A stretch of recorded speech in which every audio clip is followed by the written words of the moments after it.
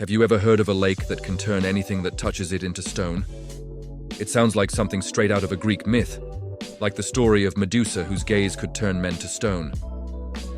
But this place is real. It's called Lake Natron, located in the remote landscapes of northern Tanzania, near the Kenyan border. From a distance, it looks almost alien. Its waters are often a startling, blood-red color, with streaks of white and pink swirling across its surface. It's a hauntingly beautiful sight, but beneath that beauty lies a deadly secret. Birds, bats, and other animals that make the fatal mistake of touching its waters are found washed ashore, perfectly preserved, calcified into eerie, stone-like statues. Photographers have captured these haunting figures, propping them up in lifelike poses, creating a gallery of the lake's victims. It's like a natural museum of the unfortunate souls who got too close. So, what's the science behind this petrifying lake? Is it magic, a curse, or something we can actually explain? Today we're diving deep into the mysteries of Lake Natron, the deadliest lake on Earth. To understand Lake Natron, we need to look at its unique chemistry. The lake is what's known as a soda lake, or an alkaline lake. This means its water is extremely high in sodium carbonate and other minerals that flow in from the surrounding hills and from the nearby volcano Oldoinyo Lengai. This volcano is unique because its lava is rich in nitrocarbonatites, which are full of sodium and potassium carbonates. Rainwater and hot springs wash these minerals directly into the lake, which has no outlet.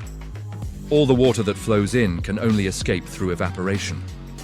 As the water evaporates under the intense African sun, the minerals become more and more concentrated. This process makes the lake's water incredibly alkaline. How alkaline, you ask? Well, the pH level of Lake Natron can reach over 10.5, which is almost as alkaline as ammonia. For comparison, pure water has a pH of 7. To put it simply, the water is extremely caustic. It can burn the skin and eyes of animals that aren't adapted to it. So, while it's not turning living things instantly to stone on contact, it's creating an environment so harsh that most life can't survive it. The temperature of the lake also plays a huge role. The water can get incredibly hot, reaching up to 60 degrees Celsius or 140 degrees Fahrenheit. Imagine taking a bath in water that's not just boiling hot, but also as caustic as a chemical cleaner. It is a deadly combination for any unsuspecting animal that might wander in looking for a drink or a place to rest. They are essentially scalded and chemically burned. So, how do these animals become stone statues? The process is called calcification. The high concentration of sodium carbonate in the water acts as a fantastic preservative, just like the ancient Egyptians used natron salts for mummification. When an animal dies in the lake, its body doesn't decompose in the usual way. Instead, the sodium carbonate crystallizes around it, encasing it in a hard calcium carbonate shell.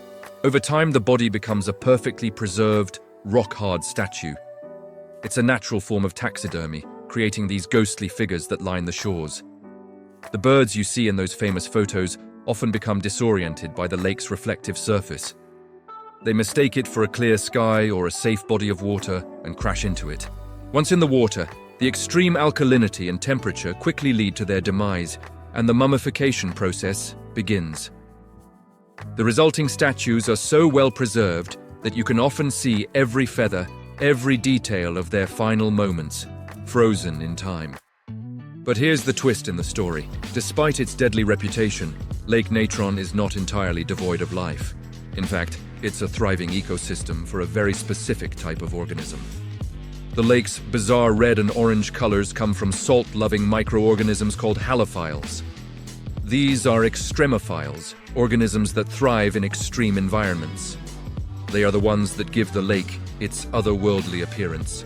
The specific type of cyanobacteria in the water contains a red pigment, and as the salinity increases during the dry season, these bacteria multiply, turning the water a deep, bloody red. And there's another, much larger creature that calls Lake Natron home, the lesser flamingo. In fact, Lake Natron is the single most important breeding ground for lesser flamingos in the world. Up to 2.5 million of them flock to the lake to breed. It seems counterintuitive, right? A deadly lake that's a cradle of life. The flamingos have evolved special adaptations to survive here. They have tough, leathery skin on their legs that protects them from the corrosive water. They can drink water from freshwater inlets and springs at the edges of the lake, avoiding the most alkaline parts. The reason they choose this dangerous place is precisely because of its danger.